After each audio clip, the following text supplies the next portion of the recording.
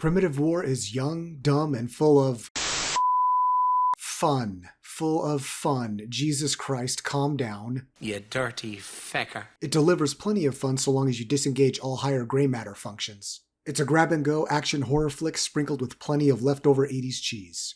Automatic weaponry? Check. Gruesome maiming and death? Check. A battalion of commie filth getting murked by tyrannosaurs? Did not know I was missing that from my life, but I'm here for it. No, it's not the epitome of filmmaking or storytelling, yet with its shoestring budget of $8 million, it was more entertaining than current Jurassic Slop projects. It does enough right to offer an enjoyable 2-hour ride that made me go, yeah, I had fun.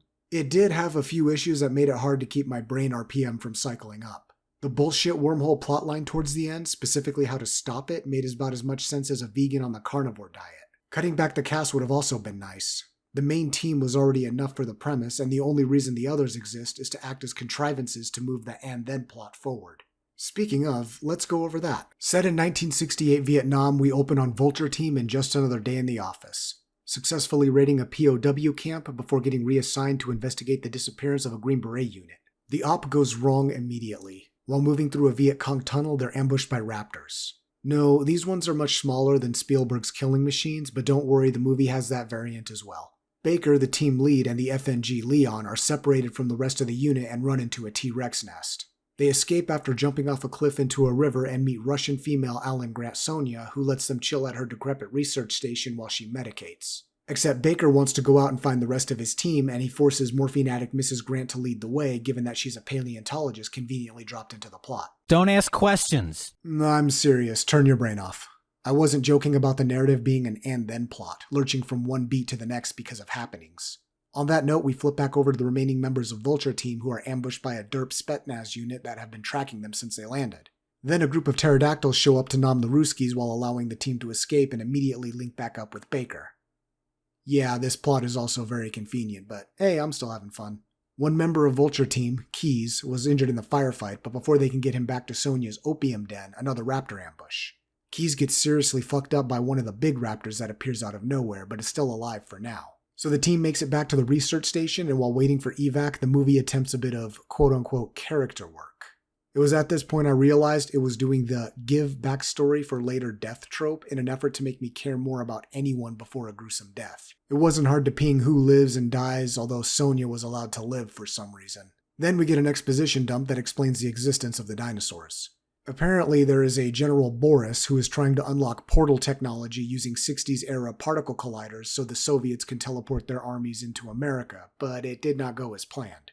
Instead, he managed to open a wormhole back in time, which brought the dinosaurs into the modern era. I mean, this works, but they should have stopped trying to explain it as much as they did. For the most part, I was able to remain immersed in the cheesy survival horror playing out on screen. However, this bullshit sci-fi plot thread got the brain box humming. I appreciate they went a different route than Jurassic Park, but less explanation would have served the movie better. Also, in this day and age, don't make the woman a paleontologist and an amateur nuclear physicist. At least the film had the decency for another raptor attack, a group of the big ones this time, before my brain hit functional RPM levels. Since Keys would only slow everyone down, he elects to pull a last stand so the rest of Vulture Team can escape via the conveniently not yet mentioned until now escape route to a boat that happens to be nearby on the river. Don't ask questions. It doesn't matter. I'm still having fun. During the Lagoon cruise, Baker decides their mission is to now stop General Boris so that the dinosaurs don't end up taking over the world. I mean, why? You're deep behind enemy lines with no support or the means to obtain it. Besides, the team makes a good case for bugging out and letting the bigwigs deal with it. Just get morphine addict Mrs. Grant to give up the location and napalm strike the facility off the map. Well, except she explains you can't just blow up the collider because then those bombs would somehow get dropped all over the world and it has to be disabled first. What, are you retarded? Seriously, movie, I need you to stop trying to be intelligent. Go back to Soldiers vs. Dinosaurs.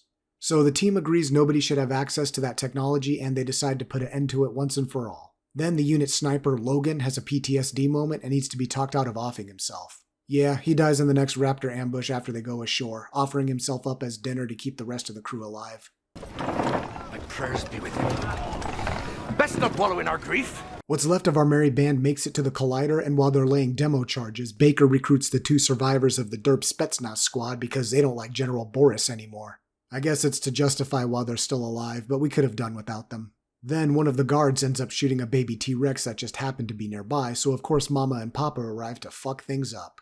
It's an absolute clusterfuck vortex from here, and to be honest, it was fun as hell, but you cannot convince me a T-Rex can nom a 20mm barrel with impunity. While the rampage is underway, Vulture Team manages to disable the collider, but before they can escape and set off the charges, a horde of big raptors shows up because why not? While I appreciate the ending sequence, we didn't need more raptors, and it overstayed its welcome. So the remaining characters with backstory died to the raptors, except Miller. He died to some angsty Viet Cong mama-san that didn't need to be in the movie in the first place. A bit of gratuitous slow-mo and a final stand, and once everyone's in the helicopter, the movie kind of just ends. It closes out on a Spielberg-esque life finds a way panorama shot, and that's it for Primitive War. Again, so long as you keep your brain turned off, the movie delivers an enjoyable ride, which was easy to do up until the last third of the movie. The film lost its focus when it tried to inject meaning into the narrative. The sci-fi wormhole plot thread should have been kept vague. Just make it some generic Soviet experiment gone wrong, so blow it up. Fuck off with the rationale behind why you can't just blow it up without disabling it first. The movie would have worked out better. A premise like this doesn't need elaborate explanations on the hows or whys, nor does it need an answer to any kind of meaningful questions. Stick to the focus in the first 2/3 of the movie. Special Forces versus Dinosaurs. However, if they wanted to go down the philosophical rabbit hole that was Vietnam, maybe rescue a village from the raptors or something along those lines. At least that could have justified angsty Viet Cong Mama-san's existence. On that note, the cast could have been trimmed back a bit. The main team is 7 people, plenty for the premise of the movie, and already bloated for an and-then script. Jericho, the officer that sent them on the mission, felt redundant when the movie already introduced 2 CIA twats investigating Soviet movements. Get rid of Derp Spetsnaz and their angsty Viet Cong Mama-san guide too. Seriously, there are easier ways to include war crime Russian accents into a movie. Speaking of, Sonya can stay. Her backstory was enough and still works even when dialing back on the whole sci-fi plot thread. Overall, character work is sufficient for what the movie does. I was able to tell each person apart, had an idea of who they were, and that was enough. They felt like a team, and the dialogue didn't feel too forced except when they slipped into mil-spec jargon. I can overlook the whole backstory means death trope because, well, it kind of comes with the territory for films like this. On a technical level, I was impressed with what the film managed to pull off with the shoestring budget. The CGI for the most part is passable, although there is a reason major sequences occur in tight, claustrophobic areas or at night during a storm. Day shots really make the seams obvious.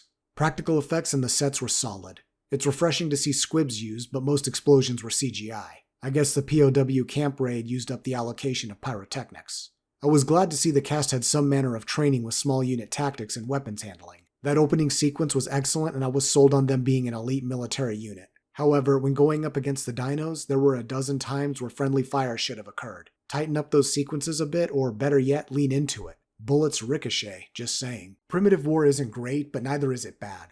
Unlike current Jurassic Slop projects, it has endearing qualities that make for a decent experience that doesn't waste anyone's time. It promises guns, gore, and dinosaurs, and it delivers. While I wasn't a fan of the montages with the shitty 60s rock in the background, I understand why those are a necessity. When employing an and-then plot, they help control the pacing, and the movie as a whole doesn't overstay its welcome. Although, I guess it's an obligation that credence plays whenever a movie is set during the Vietnam War. That shit autoplays in my head whenever a chopper skims the canopy or breaks the horizon. If I had to describe this movie in a single sentence, it would be low-budget Predator meets Jurassic Park. And yeah, it's just as fun as it sounds. Just remember, turn your brain off.